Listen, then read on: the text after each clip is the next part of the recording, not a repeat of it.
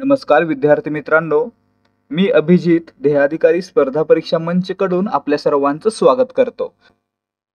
मित्रांनो, ध्येयाधिकारी स्पर्धा परीक्षा मंच आपल्यासाठी घेऊन आला आहे A to Z मराठी व्याकरण नावाची एक सिरीज, ज्यामध्ये आपण मराठी व्याकरणाच्या प्रत्येक टॉपिकचा प्रश्नोत्तराच्या माध्यमातून संपूर्णपणे सराव करत आहोत। त्यामुळे जर तुम्ही 2025 आणि इथून पुढे होणाऱ्या कोणत्याही स्पर्धा परीक्षांसाठी तयारी करताय आणि त्यासाठी तुम्हाला मराठी व्याकरणाचा चांगल्या प्रकारे सराव करायचा आहे, तर हा व्हिडिओ पूर्ण पहा। त्यासोबतच A to Z मराठी व्याकरण ही सिरीज पाहण्यासाठी ध्येयाधिकारी स्पर्धा परीक्षा मंचचं यूट्यूब चॅनल सबस्क्राईब करा। आता मित्रांनो, सुरुवात करूयात आजच्या व्हिडिओला। त्या अगोदर सर्वांना विनंती आहे की व्हिडिओ पूर्ण पहा आणि व्हिडिओला लाईक करा। आजच्या या व्हिडिओमध्ये आपण A to Z मराठी व्याकरण या सिरीजचा 33वा भाग पाहतोय, ज्यामध्ये आपण शब्दशक्ती या पाठावरील महत्त्वाचे प्रश्न पाहून या पाठाचा संपूर्ण सराव करणार आहोत। पहिला प्रश्न आहे, अर्थ व्यक्त करण्याची जी शक्ती शब्दात असते त्याला टिंबटिंब म्हणतात। मित्रांनो, बेसिक व्याख्या आहे शब्दशक्ती म्हणजे काय, तर शब्दामध्ये अर्थ व्यक्त करण्याची जी शक्ती असते त्याला काय म्हणायचं, शब्दशक्ती। म्हणजे आपलं उत्तर पर्याय 2 असणार आहे। ठीक आहे, शब्दशक्ती। पुढे पहा, प्रश्न क्रमांक 2 काय आहे, शब्दांच्या शक्ती किती आहेत। मित्रांनो, शब्द 3 प्रकारे आपला अर्थ व्यक्त करतात। कोणते कोणते, एक तर वाच्यार्थ, दुसरा लक्ष्यार्थ आणि तिसरा व्यंग्यार्थ। आणि त्यावरूनच मित्रांनो शब्दांच्या 3 शक्ती आहेत। कोणत्या कोणत्या, अभिधा, व्यंजन आणि लक्षणा। म्हणजे आपलं उत्तर काय, पर्याय 3, शब्दांच्या 3 शक्ती आहेत। ठीक आहे। प्रश्न क्रमांक 3 पहा, खालीलपैकी शब्दांच्या शक्ती कोणत्या कोणत्या आहेत। मित्रांनो 3 असतात, अभिधा, लक्षणा, व्यंजना। म्हणजे आपलं उत्तर पर्याय 4, वरील सर्व। ठीक आहे। माहिती व्यवस्थित मिळावी म्हणून सुरुवातीला सोपे प्रश्न घेतोय, पुढे यावरील अवघड प्रश्न देखील असणार आहेत। प्रश्न क्रमांक 4, शब्दाचा आहे असा अर्थ व्यक्त करण्याची जी शक्ती शब्दात असते त्याला टिंबटिंब म्हणतात। आता मित्रांनो, शब्दामध्ये जो अर्थ आहे तो आहे असा घेतला तर त्याला काय म्हणायचं, त्याला म्हणायचं अभिधा। म्हणजे आपलं उत्तर पर्याय 1। ठीक आहे। शब्द जर आपला आहे असा अर्थ व्यक्त करत असेल तर त्याला काय म्हणणार, अभिधा। ठीक आहे। प्रश्न क्रमांक 5, अभिधा शक्तीच्या सहाय्याने प्रकट होणारा अर्थ म्हणजे टिंबटिंब। या ठिकाणी पाहायचं आहे आपण काय पाहिलं, शब्दांची शक्ती किती आहेत, 3 आहेत। या तिन्ही शक्ती आपला एक प्रकारचा अर्थ व्यक्त करतात। जसं की अभिधा ही शक्ती सुद्धा आपला एक स्वतंत्र अर्थ व्यक्त करते, त्याला काय म्हणायचं, त्याला म्हणायचं वाच्यार्थ। म्हणजे आपलं उत्तर काय असणार आहे, पर्याय 3। लक्षात ठेवायचं, जर बोललेल्या शब्दाचा अर्थ आहे असा व्यक्त होत असेल तर त्याला काय म्हणणार, वाच्यार्थ म्हणणार। ठीक आहे। यालाच काय म्हणतो आपण, मुख्यार्थ असं देखील म्हणतो। पुढे पहा, प्रश्न क्रमांक 6, पुढील वाक्यातील शब्दशक्ती ओळखा। साप दिसताच मारायला हवा। या ठिकाणी पहा काय होतंय, साप म्हणजे सरपटणारा एक प्राणी। साप म्हटल्यावर आपल्या डोळ्यासमोर काय येतो, एक साप येतो। म्हणजे या ठिकाणी या वाक्यामध्ये शब्दाचा अर्थ आहे तो आहे असा व्यक्त होतोय। म्हणजे या ठिकाणी अभिधा ही शब्दशक्ती आहे। म्हणजे आपलं उत्तर पर्याय 1। आणि मित्रांनो, अर्थ विचारला तर वाच्यार्थ। ठीक आहे। प्रश्न क्रमांक 7, अभिधा शब्दशक्तीचे किती प्रकार आहेत। मित्रांनो, अभिधाचे 3 प्रकार पडतात। किती, 3। पर्याय 2 आपलं उत्तर आहे। कोणते कोणते, तर पहिला असतो योग अभिधा, दुसरा रूढ अभिधा आणि तिसरा दोन्ही मिळून योग रूढ अभिधा। ते कसं असतं, काय असतं, पुढे पाहणार आहोत। प्रश्न क्रमांक 8, जेव्हा उत्पत्तीवरून शब्दाचा अर्थ सांगता येतो तेव्हा त्यास टिंबटिंब अभिधा म्हणतात। या ठिकाणी पहा, लक्षात ठेवायचं, जेव्हा शब्दाच्या उत्पत्तीवरून शब्दाचा अर्थ सांगता येतो तेव्हा त्याला काय म्हणायचं, योग अभिधा म्हणायचं। म्हणजे आपलं उत्तर पर्याय 1। योग म्हणजे काय, तर शब्द तयार होणे। योग होणे म्हणजे काय, शब्द तयार होणे। म्हणून या ठिकाणी जेव्हा शब्द तयार कसा झाला यावरून शब्दाचा अर्थ व्यक्त झाला तर त्याला काय म्हणणार, योग अभिधा। ठीक आहे। म्हणजे आपलं उत्तर पर्याय 1 आहे। ठीक आहे। प्रश्न क्रमांक 9, शब्दाला जेव्हा परंपरेने अर्थ प्राप्त होतो तेव्हा त्या शब्दशक्तीला टिंबटिंब अभिधा म्हणतात। या ठिकाणी पहा, परंपरा म्हणजे काय, रूढी। ठीक आहे। जेव्हा परंपरेने किंवा रूढीने शब्दाला अर्थ प्राप्त होतो तेव्हा त्या ठिकाणी रूढ शब्दशक्ती असते किंवा रूढ अभिधा शब्दशक्ती असते। म्हणजे पर्याय 1 आपलं उत्तर आहे। ठीक आहे। पहिलं काय होतं, योग अभिधा, दुसरा रूढ अभिधा. योग अभिधा कधी, तर शब्द कसा तयार झाला यावरून जर त्याला अर्थ प्राप्त झाला असेल किंवा त्याचा अर्थ व्यक्त होत असेल तर त्याला काय म्हणणार, योग अभिधा. आणि जर शब्दाला परंपरेने किंवा रूढीने एखादा अर्थ असेल तर त्याला काय म्हणणार, रूढ अभिधा. ठीक आहे. पुढे पहा प्रश्न क्रमांक 10. ज्या शब्दाची उत्पत्ती सांगता येते परंतु अर्थ मात्र रूढीने निश्चित केला जातो तेव्हा त्या शक्तीला टिंबटिंब अभिधा म्हणतात. या ठिकाणी पहा, ज्या शब्दाची उत्पत्ती सांगता येते परंतु त्याचा जो अर्थ असतो तो रूढीनं किंवा परंपरेनं निश्चित केला जातो तेव्हा त्याला काय म्हणायचं, योग रूढ अभिधा म्हणायचं. म्हणजे आपलं उत्तर पर्याय 2. यामध्ये काय होतंय, तर योग आहे, शब्द तयार देखील झालेला आहे परंतु अर्थ जो आहे तो कशामुळे होतोय, तर रूढीनं निश्चित केलेला व्यक्त होतोय. म्हणजे या ठिकाणी योग रूढ अभिधा असणार आहे. ठीक आहे. पुढे पहा प्रश्न क्रमांक 11. तो मुलगा भारतातील आहे, शब्द शक्ती ओळखा. या ठिकाणी पहा, तो मुलगा भारतातील आहे म्हणजे काय होतंय, तर शब्दाचा आहे असा अर्थ व्यक्त होतोय. म्हणजे काय, अभिधा आहे, परंतु कोणत्या प्रकारची अभिधा आहे आपल्याला या ठिकाणी ओळखायचं आहे. मग या ठिकाणी काय पाहिलं आपण, जर शब्द कसा तयार झाला यावरून जर शब्दाचा अर्थ व्यक्त होत असेल तर त्याला काय म्हणायचं, योग अभिधा. या ठिकाणी पहा, भारतातील हा शब्द कशापासून बनला, तर भारतीय पासून बनला. म्हणजे या ठिकाणी याला जो अर्थ प्राप्त झाला कशावरून झाला, भारतीय शब्दावरून झाला. म्हणजेच या ठिकाणी काय म्हणू शकतो आपण की या शब्दाची उत्पत्ती भारतीय या शब्दामुळे झालेली आहे आणि त्यामुळेच त्याला अर्थ प्राप्त झालेला आहे. म्हणून याला काय म्हणायचं, योग अभिधा. म्हणजे आपलं उत्तर पर्याय 1, योग अभिधा. जर शब्द एखाद्या दुसऱ्या शब्दापासून तयार झाला असेल आणि त्यावरून त्याला अर्थ प्राप्त झाला असेल तर त्याला काय म्हणणार, योग अभिधा. ठीक आहे. परंतु जर शब्दाला आधीपासूनच परंपरेने एखादा अर्थ असेल तर त्याला काय म्हणणार, रूढ अभिधा. ठीक आहे. प्रश्न क्रमांक 12. अश्व, फळा, हत्ती हे शब्द कोणती शक्ती व्यक्त करतात. या ठिकाणी पहा, अश्व, फळा, हत्ती हे सर्व आहेत ते काय आहेत, यांचे अर्थ आहेत ते संस्कृत मधून आलेले आहेत किंवा परंपरेनं आलेले आहेत. म्हणून यांना काय म्हणायचं, रूढ अभिधा. म्हणजे आपलं उत्तर पर्याय 2. ठीक आहे. अश्व, फळा, हत्ती यांचे अर्थ परंपरेने व्यक्त होतात म्हणून यांना काय म्हणायचं, रूढ अभिधा. ठीक आहे.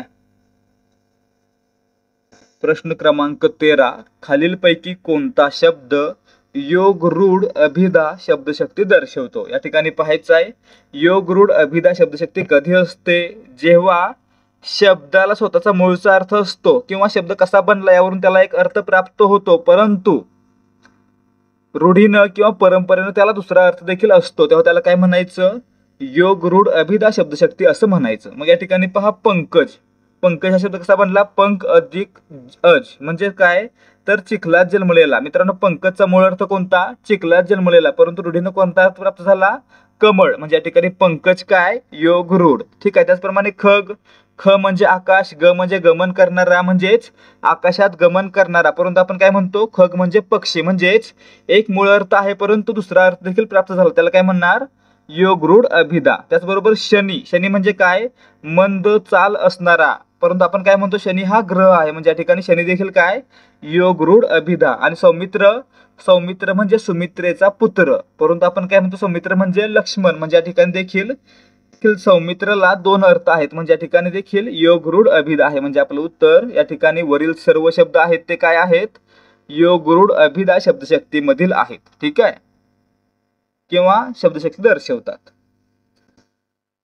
प्रश्न क्रमांक 14. काही वेळा शब्दांचा आहे असा अर्थ न घेता त्याच्याशी सुसंगत असलेला दुसराच अर्थ घ्यावा लागतो तेव्हा टिंबटिंब शब्दशक्ती असते. या ठिकाणी पहा,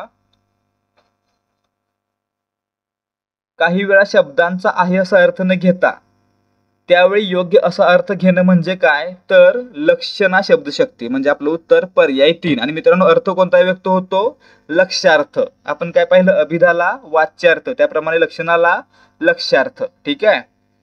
प्रश्न क्रमांक 15. शब्दाच्या मूळ अर्थाला बाधा येत असेल तर त्याला जोडेल असा दुसरा अर्थ घ्यावा लागतो तेव्हा टिंबटिंब अर्थ प्रकट होतो. या ठिकाणी पहा, वर पाहिलं तेच आहे.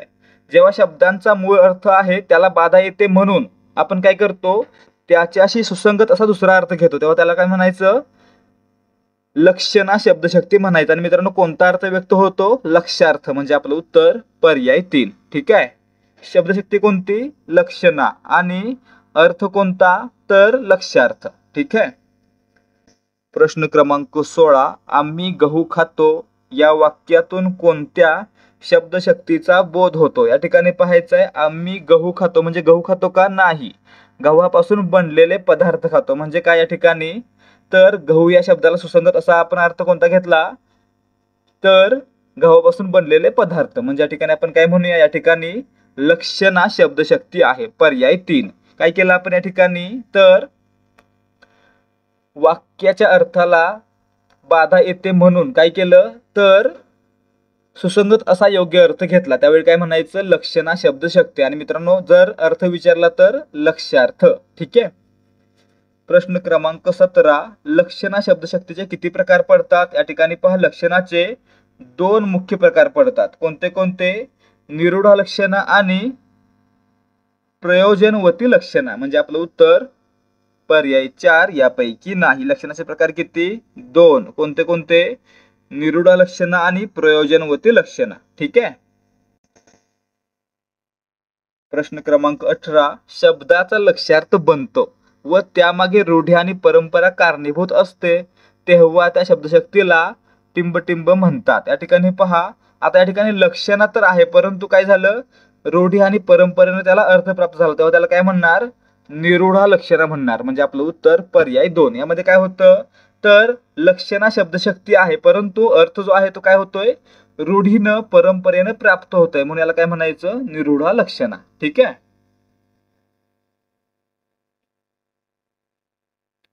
प्रश्न क्रमांक 19, पुढीलपैकी कोणता शब्द निरूढा लक्षणा शब्दशक्ती दर्शवतो? या ठिकाणी पहा, निरूढा लक्षणा म्हणजे काय? तर शब्दामध्ये लक्षणा असते किंवा लक्षणा शक्ती असते परंतु त्याला जो अर्थ प्राप्त होतो तो रूढी आणि परंपरा यामुळे होतो तेव्हा त्याला काय म्हणायचं? निरूढा लक्षणा. मग या ठिकाणी पहा, प्रवीण याचा अर्थ काय असतो? उत्तम वीणा वाजवणारा. परंतु आपण काय म्हणतो प्रवीण म्हणजे? तर चतुर, निपुण किंवा निष्णात. म्हणजे या ठिकाणी काय झालं? तर लक्षणा आहे परंतु अर्थ जो आहे तो रूढी परंपरेने प्राप्त झाला. कोणता अर्थ प्राप्त झाला? तर चतुर, निपुण आणि निष्णात हा अर्थ प्राप्त झाला. म्हणजे या ठिकाणी प्रवीण मध्ये काय? निरूढा लक्षणा. त्यासोबतच पहा, कुशल मध्ये कुशलचा शब्दशः अर्थ काय कोणता होतो? तर चांगल्या प्रकारे कुश किंवा दर्भ तोडणारा. आणि आपण या ठिकाणी कुशल म्हणजे काय म्हणतो? तर चतुर, निपुण, निष्णात. म्हणजे या ठिकाणी देखील काय झालं? निरूढा लक्षणा. त्यासोबतच वज्र म्हणजे काय? वज्रला आपण इंद्राचे अस्त्र हा मूळ अर्थ असताना देखील कठीण हा अर्थ देखील घेतो. म्हणजे या ठिकाणी देखील काय? निरूढा लक्षणा. म्हणजे आपलं उत्तर पर्याय 4 वरील सर्व शब्द आहेत ते निरूढा लक्षणा शब्दशक्तीमधील आहेत. ठीक आहे. प्रश्न क्रमांक 20, प्रयोजनवती लक्षणाचे किती प्रकार पडतात? या ठिकाणी आपण वर काय पाहिलं की लक्षणाचे 2 प्रकार पडतात. कोणते कोणते? निरूढा लक्षणा आणि प्रयोजनवती लक्षणा. त्यापैकी प्रयोजनवती लक्षणाचे पुढे आणखी 2 प्रकार पडतात. कोणते कोणते? तर गौणी लक्षणा आणि शुद्धा लक्षणा. म्हणजे आपलं उत्तर या ठिकाणी काय असणार आहे? पर्याय 1. 2 प्रकार पडतात. त्यासोबतच मित्रांनो, प्रकार कोणते आहेत? गौणी लक्षणा आणि सिद्धा लक्षणा. ठीक आहे. प्रश्न क्रमांक 21, गौणी लक्षणा शब्दशक्तीलाच टिंबटिंब असे म्हणतात. या ठिकाणी पाहायचं आहे, गौणी लक्षणा कशाचा प्रकार आहे? तर प्रयोजनवती लक्षणाचा प्रकार आहे. ठीक आहे. आणि यालाच मित्रांनो सादृश्य लक्षणा असं देखील म्हणतात. म्हणजे आपलं उत्तर काय? पर्याय 3. सादृश्य लक्षणा. यामध्ये काय असतं? तर जे 2 अर्थ आहेत म्हणजे मुख्यार्थ आणि लक्ष्यार्थ दोन्ही मध्ये काय असते? समानता असते. त्यावेळी काय म्हणायचं? सादृश्य लक्षणा. म्हणजेच काय? तर जेव्हा लक्षणा ही समान गुणांवर आधारित असते तेव्हा त्या ठिकाणी काय म्हणायचं? गौणी लक्षणा. ठीक आहे. यालाच काय म्हणतो आपण? सादृश्य लक्षणा. ठीक आहे. आता या ठिकाणी आपण महत्त्वाच्या प्रश्नांचा सराव ऑलरेडी करत आहोत. त्यासोबतच जर तुम्हाला पोलीस भरती, तलाठी भरती या परीक्षांसाठी दररोज 100 प्रश्नांची क्विज सोडवायची आहे तर त्यासाठी काय करायला लागेल? तर या व्हिडिओच्या डिस्क्रिप्शनमध्ये दिलेल्या लिंकवरून आपलं टेलिग्राम चॅनल जॉईन करायला लागेल, कारण आपण आपल्या टेलिग्राम चॅनलवर दररोज सरावासाठी 100 प्रश्न देत आहोत। त्यामुळे जर तुम्हाला असं वाटत असेल की जास्तीत जास्त सराव करावा, तर तुम्ही देहाधिकारी स्पर्धा परीक्षा मंचचं टेलिग्राम चॅनल नक्की जॉईन करा। आपल्या चॅनलची लिंक डिस्क्रिप्शनमध्ये दिलेली आहे। त्यासोबतच आपलं चॅनल जॉईन करण्याचा आणखी एक फायदा होणार आहे की आपल्याला सराव प्रश्नांसोबतच दररोज महत्त्वाच्या अपडेट्स आणि चालू घडामोडी यांचा देखील सराव करता येणार आहे। त्यामुळे जर तुम्ही स्पर्धा परीक्षांसाठी तयारी करत आहात तर आपलं चॅनल नक्की जॉईन करा। चॅनलची लिंक डिस्क्रिप्शनमध्ये दिलेली आहे। लिंक जर ओपन होत नसेल तर दिलेल्या नंबरवर जॉईन असा मेसेज पाठवा। पुढे पहा प्रश्न क्रमांक 22, जेव्हा लक्षणा समान गुणधर्मावर आधारलेली नसून कार्यकारण भावावर आधारलेली असते तेव्हा तिला टिंबटिंब लक्षणा म्हणतात। या ठिकाणी पहा, जेव्हा लक्षणा ही समान गुणधर्मावर आधारलेली असते तेव्हा काय म्हणतो आपण? गौणी लक्षणा। आणि परंतु जेव्हा ती समान गुणधर्मावर आधारित नसते तर कार्यकारण भावावर आधारित असते तेव्हा तिला काय म्हणायचं? तर तेव्हा तिला म्हणायचं शुद्धा लक्षणा। त्यालाच काय म्हणतो आपण? सादृश्येतर लक्षणा असं देखील म्हणतो। म्हणजे आपलं उत्तर काय? पर्याय 4 1 व 3 दोन्ही। ठीक आहे। काय पाहिलं आपण? जर समान गुणधर्मावर आधारित असेल तर गौणी लक्षणा आणि समान गुणधर्मावर आधारित नसेल तर शुद्धा किंवा सादृश्येतर लक्षणा। ठीक आहे। पुढे पहा प्रश्न क्रमांक 23, गौणी लक्षणाचे किती प्रकार पडतात? या ठिकाणी पहा, गौणी लक्षणाचे 2 प्रकार पडतात। कोणते कोणते? तर सारोपा गौणी लक्षणा आणि साध्यवसाना गौणी लक्षणा। म्हणजे आपलं उत्तर पर्याय 1। ते काय असतात त्यावर पुढे प्रश्न आहेत। पुढे पहा प्रश्न क्रमांक 24, शुद्धा लक्षणाचे प्रकार किती पडतात? तर या ठिकाणी पहा, शुद्धा लक्षणाचे 4 प्रकार पडतात। काय पाहिलं आपण? गौणीचे 2 प्रकार पडतात, सारोपा गौणी लक्षणा आणि साध्यवसाना गौणी लक्षणा। त्याचबरोबर मित्रांनो, शुद्धाचे 4 प्रकार पडतात। कोणते कोणते? तर पहिला सारोपा शुद्धा लक्षणा, दुसरा साध्यवसाना शुद्धा लक्षणा आणि तिसरा उपादान शुद्धा लक्षणा। त्याचबरोबर चौथा लक्षण लक्षणा शुद्धा लक्षणा। ठीक आहे। म्हणजे या ठिकाणी आपलं उत्तर काय असणार आहे? पर्याय 2, शुद्धा लक्षणाचे 4 उपप्रकार पडतात। प्रश्न क्रमांक 25, पुढील विधाने वाचून योग्य विधाने ओळखा। 2 गोष्टींमध्ये समान गुण असतो आणि पहिल्या गोष्टीचा आरोप दुसऱ्या गोष्टीवर केलेला असतो तेव्हा सारोपा शुद्धा लक्षण असते। या ठिकाणी पाहायचं आहे, 2 गोष्टींमध्ये समान गुण असेल तर त्या ठिकाणी काय म्हणतो आपण? गौणी लक्षणा म्हणतो। आणि मित्रांनो, या ठिकाणी जर पहिल्या गोष्टीचा आरोप दुसऱ्या गोष्टीवर झाला असेल तर त्याला काय म्हणतो आपण? सारोपा लक्षणा म्हणतो। म्हणजे या ठिकाणी आपलं उत्तर काय असणार आहे? सारोपा पण आहे आणि गौणी पण आहे। म्हणजे आपलं उत्तर सारोपा गौणी। म्हणजे या ठिकाणी हे चुकलेलं आहे। ठीक आहे। या ठिकाणी काय पाहिजे? सारोपा गौणी पाहिजे। तर या ठिकाणी काय दिलंय? सारोपा शुद्धा दिलंय। पुढे पहा, ब काय दिलेलं आहे? कार्यकारण भावावर आधारित लक्ष्यार्थाचा आरोप जेव्हा मुख्यार्थावर होतो तेव्हा सारोपा गौणी लक्षणा असते। या ठिकाणी पहा, काय पाहिलं होतं आपण? जर समान गुणधर्म असतील तर त्या ठिकाणी काय म्हणायचं? गौणी लक्षण। आणि जर अर्थ हा कार्यकारण भावावर आधारित असेल तर त्या ठिकाणी काय म्हणायचं? शुद्धा लक्षणा। म्हणजे या ठिकाणी काय लक्षात ठेवायचं आहे? कार्यकारण भावावर आधारित लक्ष्यार्थाचा आरोप जर मुख्यार्थावर झाला तर त्या ठिकाणी काय? सारोपा शुद्धा लक्षणा। म्हणजे आपलं उत्तर या ठिकाणी काय झालं?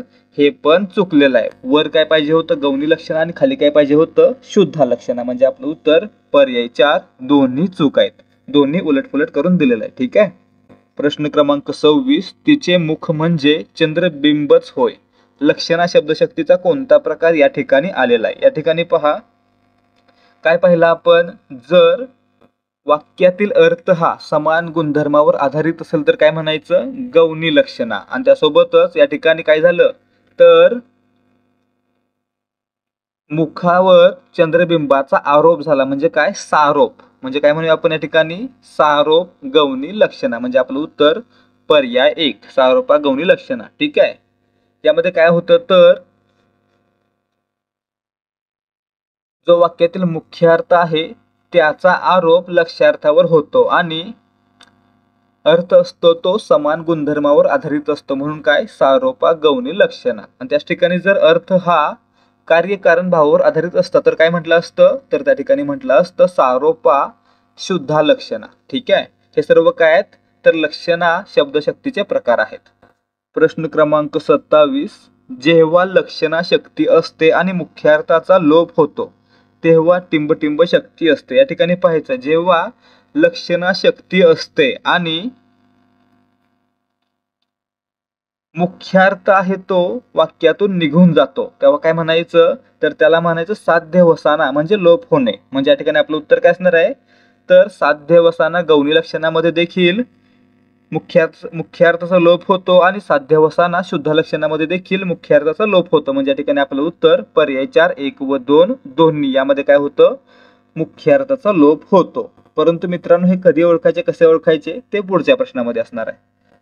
प्रश्न क्रमांक 28, जणू चंद्रच भूतलावर अवतरला आहे, शब्दशक्ती ओळखा. या ठिकाणी पहा काय होतंय, तर चंद्र हे काय झालं यामधील लक्ष्यार्थ आला, परंतु या वाक्यातील मुख्यार्थ आहे तो लोप पावलेला आहे. मुख्यार्थ कोणता होता, तर त्या व्यक्तीचं रूप, त्याला काय म्हणतो आपण मुख्यार्थ, आणि त्याला दिलेली उपमा म्हणजे चंद्र काय असणार आहे, त्या वाक्यातील लक्ष्यार्थ. काय झालं, मुख्यार्थाचा लोप झाला म्हणजे काय, साध्यवसाना आहे. आणि या ठिकाणी लक्षात ठेवायचं आहे, जर समान गुणधर्म असतील तर त्या ठिकाणी काय म्हणतो आपण गौणी लक्षणा. म्हणजे या ठिकाणी आपलं उत्तर काय, साध्यवसाना गौणी लक्षणा हे आलेलं आहे, पर्याय 2. ठीक आहे.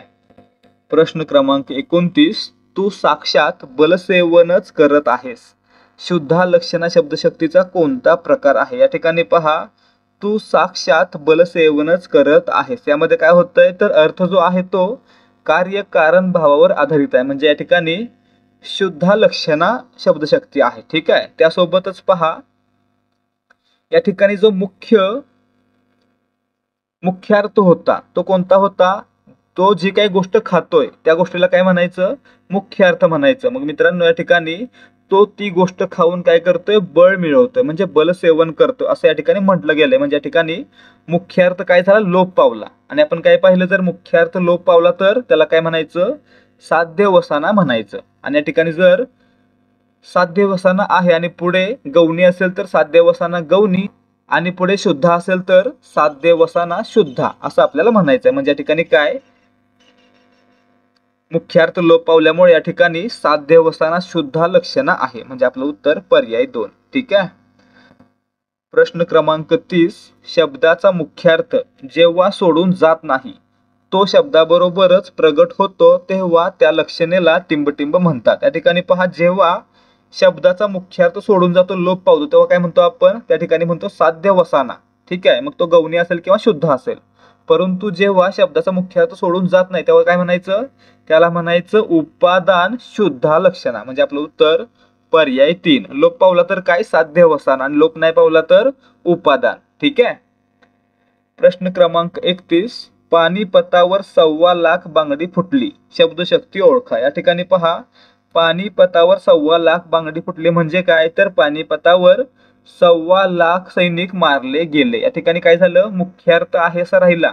ठीक आहे, कोणता मुख्यार्थ आहे, बांगडी फुटली म्हणजेच मरण पावले हा मुख्यार्थ आहे, तो यासोबत राहतोय परंतु व्यक्त होतोय, दिसत नाहीये. म्हणून या ठिकाणी काय म्हणायचं, या ठिकाणी उपादान शुद्धा लक्षण आहे. म्हणजे आपलं उत्तर पर्याय 3. ठीक आहे. पुढे पहा, प्रश्न क्रमांक 32, योग्य जोडी कोणती ते ओळखा. उपादान शुद्धा लक्षणा अजहल लक्षणा आणि लक्षण लक्षणा शुद्धा लक्षणा जहल लक्षणा. या ठिकाणी पाहायचं आहे, उपादान शुद्धा लक्षणालाच काय म्हणतात, तर त्याला म्हणतात अजहल लक्षणा. ठीक आहे, म्हणजे हे बरोबर. आणि मित्रांनो लक्षण लक्षणा शुद्धा लक्षणाला देखील काय म्हणतात, जहल लक्षण असं म्हणतात. म्हणजे हे देखील बरोबर आहे. म्हणजे आपलं उत्तर पर्याय 3 दोन्ही योग्य. लक्षात ठेवायचं काय म्हणतात, उपादान म्हणजे अजहल लक्षणा आणि लक्षण लक्षणा म्हणजे जहल लक्षणा. ठीक आहे. पुढे पहा, प्रश्न क्रमांक 33, जेव्हा मुख्यार्थ लक्षार्थाला पुढे करून स्वतः लुप्त होतो तेव्हा त्यास टिंबटिंब म्हणतात. या ठिकाणी पहा, जेव्हा मुख्यार्थ आहे तो वाक्यातून निघून जातो आणि काय करतो, तर लक्षार्थाला पुढे करतो, त्यावेळी काय म्हणायचं, त्यावेळी म्हणायचं लक्षण लक्षणा शुद्धा शब्दशक्ती. म्हणजेच काय, तर जहल लक्षणा शब्दशक्ती. म्हणजे आपलं उत्तर पर्याय 4 1 व 2 दोन्ही. या ठिकाणी लक्षात ठेवायचं आहे, जेव्हा मुख्यार्थ हा लक्षार्थाला पुढे करून वाक्यातून निघून जातो, लुप्त होतो, तेव्हा काय म्हणायचं, लक्षण लक्षणा सुद्धा शब्दशक्ती म्हणजेच जहल लक्षणा शब्दशक्ती. ठीक आहे.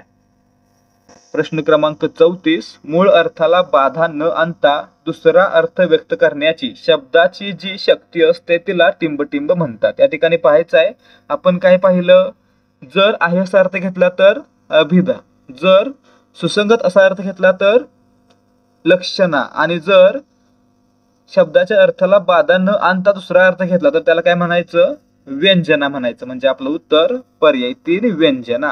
आणि व्यंजनामधून कोणता अर्थ व्यक्त होतो, तर व्यंगार्थ व्यक्त होतो. ठीक आहे. प्रश्न क्रमांक 35, 5 वाजले या वाक्यातील शब्दशक्ती ओळखा. या ठिकाणी पहा 5 वाजले म्हणजे काय, एखाद्या व्यक्तीसाठी असेल की 5 वाजले म्हणजे घड्याळाने 5 वाजले दाखवलं.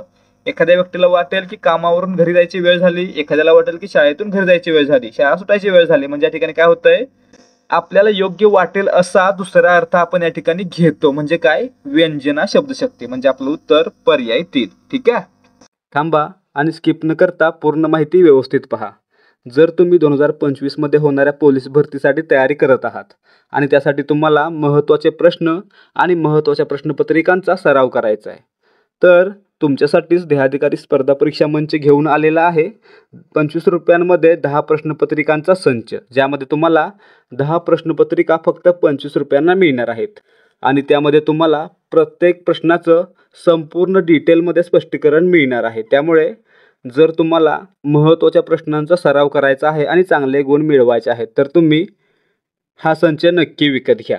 जर तुम्हाला हा संच कसा आहे हे पाहायचं असेल तर तुम्हाला त्यासाठी एक डेमो प्रश्नपत्रिका फ्रीमध्ये दिली जाईल. त्यासाठी डिस्क्रिप्शनमध्ये दिलेल्या कॉन्टॅक्ट देहाधिकारी या लिंकवरून टेलिग्रामवर आपल्या ॲडमिनला डेमो असा मेसेज पाठवायचा आहे. त्यानंतर ॲडमिन तुम्हाला एक डेमो प्रश्नपत्रिका फ्रीमध्ये देईल. ती प्रश्नपत्रिका पहा, सोडवा आणि आवडल्यास तुम्ही हा संच विकत घेऊ शकता. प्रश्न क्रमांक 36, व्यंजना शब्दशक्ती जो अर्थ व्यक्त करते त्यास टिंबटिंब म्हणतात. या ठिकाणी पहा आपण काय पाहिलं, तर अभिधा वाच्यार्थ, लक्षणा लक्षार्थ, आणि मित्रांनो व्यंजना काय करतो, व्यंगार्थ, ध्वनिअर्थ आणि प्रतीयमान अर्थ हे तिन्ही अर्थ व्यक्त करतो. म्हणजे आपलं उत्तर पर्याय 4 वरील सर्व. व्यंजना शब्दशक्ती जे अर्थ व्यक्त करते त्याला काय म्हणतात, व्यंगार्थ म्हणतात किंवा ध्वनिअर्थ म्हणतात किंवा प्रतीयमान अर्थ देखील म्हणतात. ठीक आहे. प्रश्न क्रमांक 37, व्यंजना शब्दशक्तीचे टिंबटिंब उपप्रकार पडतात. या ठिकाणी पहा व्यंजनाचे 2 उपप्रकार पडतात. पर्याय 3 आपलं उत्तर आहे. कोणते 2 उपप्रकार पडतात, तर पहिला आहे शाब्दी व्यंजना आणि दुसरा आहे अर्थी व्यंजना. ठीक आहे. म्हणजे आपलं उत्तर पर्याय 3 योग्य आहे. व्यंजना शब्दशक्तीचे 2 प्रकार पडतात. प्रश्न क्रमांक 38, मी आता मुक्याचे व्रत सोडणार नाही शब्दशक्ती ओळखा. या ठिकाणी पहा काय होतंय, तर आपण 2 अर्थ घेऊ शकतो. म्हणजे काय, व्यंजना शब्दशक्ती आहे, परंतु कोणत्या प्रकारची आहे, तर या ठिकाणी पहा मुक्याचे याचे 2 अर्थ होतात. एक असतो चुंबन, दुसरा असतो गप्प राहणे. म्हणजे या ठिकाणी काय म्हणूया आपण, याचे 2 अर्थ आहेत म्हणून या ठिकाणी व्यंजना आहे. परंतु जेव्हा 2 अर्थ व्यक्त होतात तेव्हा काय होतं, तर दोन्ही देखील मुख्यार्थच आहेत म्हणून याला काय म्हणायचं, अभिधा म्हणायचं. म्हणजे या ठिकाणी काय झालं, अभिधा आणि व्यंजना दोन्ही एकत्र आले म्हणून अभिधामूलक शाब्दी व्यंजना हे आपलं उत्तर असणार आहे. ठीक आहे. पर्याय 2. काय होतं या ठिकाणी, तर वाक्यामध्ये व्यंजना देखील आहे आणि अभिधा देखील आहे. ठीक आहे. म्हणजे काय होतं, जेव्हा फक्त मुख्य अर्थ असतो तेव्हा काय म्हणतो आपण, अभिधा, आणि या ठिकाणी जर वेगळे अर्थ असतील तर काय म्हणतो आपण, व्यंजना. म्हणजे या ठिकाणी दोन्ही आहेत म्हणून अभिधामूलक शाब्दी व्यंजना. ठीक आहे. प्रश्न क्रमांक 39, व्यंजना जेव्हा अर्थावर आधारलेली असते तेव्हा त्या व्यंजनेला टिंबटिंब व्यंजना म्हणतात. या ठिकाणी पहा आपण काय पाहिलं, व्यंजना जेव्हा शब्दावर आधारित असते तेव्हा काय म्हणायचं, शाब्दी व्यंजना, आणि व्यंजना जेव्हा अर्थावर आधारित असते तेव्हा काय म्हणायचं, अर्थी व्यंजना. म्हणजे आपलं उत्तर पर्याय 1. व्यंजना जेव्हा अर्थावर आधारित असते तेव्हा त्याला अर्थी व्यंजना असं म्हणतात. ठीक आहे. प्रश्न क्रमांक 40, अर्थी व्यंजना शब्दशक्तीचा प्रकार कोणता. या ठिकाणी पहा अर्थी व्यंजना शब्दशक्तीचे 3 प्रकार पडतात. कोणते कोणते, वस्तुध्वनी, रसध्वनी, अलंकार ध्वनी. म्हणजे आपलं उत्तर पर्याय 4 वरील सर्व. यापैकी मराठीमध्ये फक्त कोणता येतो, वस्तुध्वनी, आणि रसध्वनी आणि अलंकार ध्वनी कुठे येतात, संस्कृतमध्ये येतात. ठीक आहे. प्रश्न क्रमांक 41, योग्य जोडी ओळखा. व्यंजना वाच्यार्थ चुकलेला आहे. व्यंजना कोणता अर्थ व्यक्त करते, व्यंगार्थ. अभिधा वाच्यार्थ म्हणजे हे देखील चुकलेलं आहे. अभिधा कोणता? वाच्यार्थ व्यक्त करते. दिलंय काय? व्यंगार्थ म्हणजे हे देखील चुकीचं आहे. लक्षणा लक्ष्यार्थ बरोबर आहे. लक्षणा ही काय करते? लक्ष्यार्थ व्यक्त करते म्हणजे आपलं उत्तर फक्त पर्याय 3 ही जोडी योग्य आहे. ठीक आहे. प्रश्न क्रमांक 42. सूर्यास्त झाला शब्दशक्ती ओळखा. या ठिकाणी पहा, सूर्यास्त झाला म्हणजे काय? आपण काय म्हणतो? सूर्यास्त झाला म्हणजे सायंकाळ झाली, घरी जायची वेळ झाली, जेवायची वेळ झाली, असे अनेक आपण अर्थ काढू शकतो. म्हणजे काय? आपल्याला सुसंगत असा दुसरा अर्थ आपण घेऊ शकतो. म्हणजेच काय? या ठिकाणी व्यंजना शब्दशक्ती आहे. पर्याय 2 आपलं उत्तर आहे. ठीक आहे. जर आहे असा अर्थ घेतला तर, मुख्य अर्थ घेतला तर अभिधा. ठीक आहे. जर लक्ष्यार्थ घेतला म्हणजेच सुसंगत असा योग्य अर्थ घेतला तर लक्षणा, आणि जर व्यंगार्थ घेतला म्हणजेच काय? तर वेगवेगळे अर्थ घेतले तर त्या ठिकाणी काय म्हणायचं? व्यंजना म्हणायचं. ठीक आहे. व्यंजनामध्ये काय होतंय? 2 किंवा अधिक अर्थ असतात. प्रश्न क्रमांक 43. पुढील उदाहरणातील शब्दशक्ती ओळखा. प्रवीण, कुशल, वज्र. या ठिकाणी पहा, प्रवीण याचा अर्थ काय असतो? मूळचा वीणा वाजवण्यात कुशल असा व्यक्ती. ठीक आहे. मग या ठिकाणी आपण काय म्हणतोय? परंतु प्रवीण म्हणजे निष्णात, निपुण, पटाईत असं आपण म्हणतोय. ठीक आहे. म्हणजे या ठिकाणी शब्दाला काय झालं? एक मुख्यार्थ आहे परंतु त्याला रूढीनुसार दुसरा अर्थ देखील प्राप्त झालेला आहे, तेव्हा आपण काय म्हणतो? त्याला म्हणतो आपण निरूढा लक्षणा. म्हणजे आपलं उत्तर पर्याय 2. काय म्हणतो आपण या ठिकाणी? जेव्हा शब्दाला मुख्यार्थ असतो परंतु अर्थ घेताना रूढीप्रमाणे किंवा परंपरेने घेतला जातो तेव्हा त्या ठिकाणी काय म्हणायचं? तर निरूढा लक्षणा म्हणायचं. ठीक आहे. म्हणजे पर्याय 2 बरोबर आहे. प्रश्न क्रमांक 44. आयुष्यात प्रथमच हार स्वीकारण्याची वेळ आली. या विधानातील शब्दशक्ती ओळखा. या ठिकाणी पहा, हारचे अनेक अर्थ आहेत. कोणते कोणते आहेत?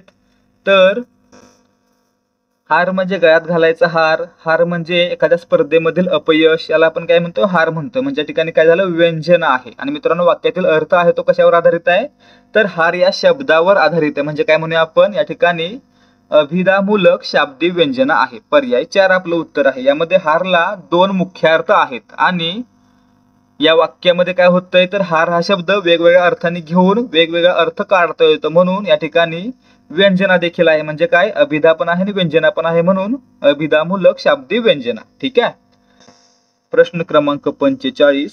जोंधळ्याला चांदणे लखडून जाते. या विधानाची शब्दशक्ती ओळखा. या ठिकाणी पहा, जोंधळ्याला चांदणे लखडून जाते म्हणजे काय? जोंधळ्याला त्याचं पीक, त्याचे दाणे लखडून जातात असं म्हणायचं आहे. परंतु काय म्हटलं? चांदणे म्हटलं. म्हणजे काय झालं? तर वाक्यातील जो मुख्यार्थ आहे, जो मुख्यार्थ कोणता आहे? दाणे, तो काय झालं? लोप पावला. आणि आपण काय पाहिलं? जर मुख्यार्थ लोप पावला तर दोन्हीमध्ये सारखेपणा असेल, समान गुणधर्म असेल तर त्या ठिकाणी काय म्हणायचं? तर गौणी लक्षणा म्हणायचं. म्हणजे या ठिकाणी काय म्हणूया आपण? जोंधळ्याला चांदणे लखडून जाते यामध्ये काय होतंय? तर मुख्यार्थ लोप पावतोय आणि गौणी लक्षण आहे. म्हणजे काय? साध्य वसाना गौणी लक्षणा हे आपलं उत्तर असणार आहे. ठीक आहे. लोप पावणे म्हणजे काय? साध्य वसाना. ठीक आहे. विद्यार्थी मित्रांनो, हे होते आजचे A to Z मराठी व्याकरण सिरीज मधील शब्दशक्ती या पाठावरील महत्त्वाचे प्रश्न. या ठिकाणी हा पाठ कंप्लीट होतोय. पुढच्या पाठामध्ये आपण काव्याचे रस या टॉपिकवरील महत्त्वाचे प्रश्न पाहणार आहेत. त्यामुळे जर हा व्हिडिओ तुम्ही पूर्ण पाहिला असेल आणि तुम्हाला आवडला असेल, त्याचबरोबर व्हिडिओमध्ये दिलेली माहिती तुम्हाला समजली असेल तर या व्हिडिओला लाईक करा. त्याचबरोबर